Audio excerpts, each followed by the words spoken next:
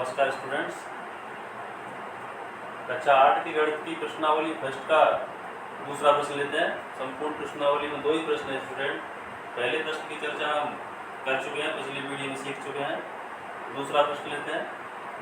बताइए कौन से गुणधर्म की सहायता से आप 1/3 गुणा 6 इंटू 4/3 को 1/3 गुणा 6 गुणा 4/3 के रूप में अवकलन कर सकते हैं।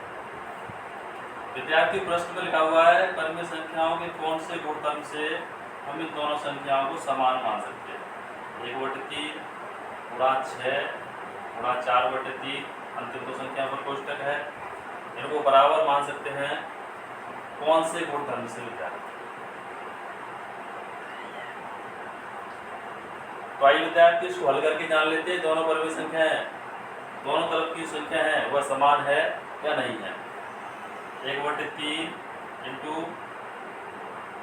3 से 6 कट जाती है, फिर 2 बार 2 गुणा 4 करेंगे तो 8, दाईं ओर का हल करेंगे 3 से 6 कट गई 2 बार, 2 इंटू 1 करने पर 2 इंटू 4/3, 8 गुणा 1 करेंगे तो 8/3 बराबर 4 दूनी 8/3, यानी दोनों ओर के पक्ष हमारे समान हैं। हमें गुणधर्म बताना है कि इसमें कौन से गुणधर्म का प्रयोग किया गया है। विद्यार्थी पिछले वीडियो में प्रश्नावली 1 के प्रश्न नंबर 1 पर जब चर्चा की हमने तो परिमेय संख्याओं के गुणधर्मों को विस्तार से जाना था। इसमें हमने तीसरे गुणधर्म की बात की थी, सहचर्य गुणधर्म।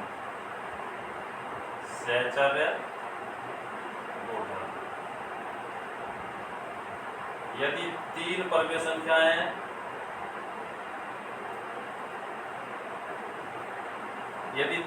संख्याएं या पूर्णांक दोनों ओर बराबर के दोनों पक्षों में उसी क्रम से लिखे हुए हों, 1 2 3, दाईं ओर भी 1 2 3, सिर्फ कोष्टकों में डिफरेंस हो, कोष्टकों में अंतर हो विद्यार्थियों, इधर पहली दो संख्या पर कोष्टक तो दाईं ओर अंतिम दो संख्या पर कोष्टक, तो उस प्रश्न में सहचर्य गुणधर्म होता है।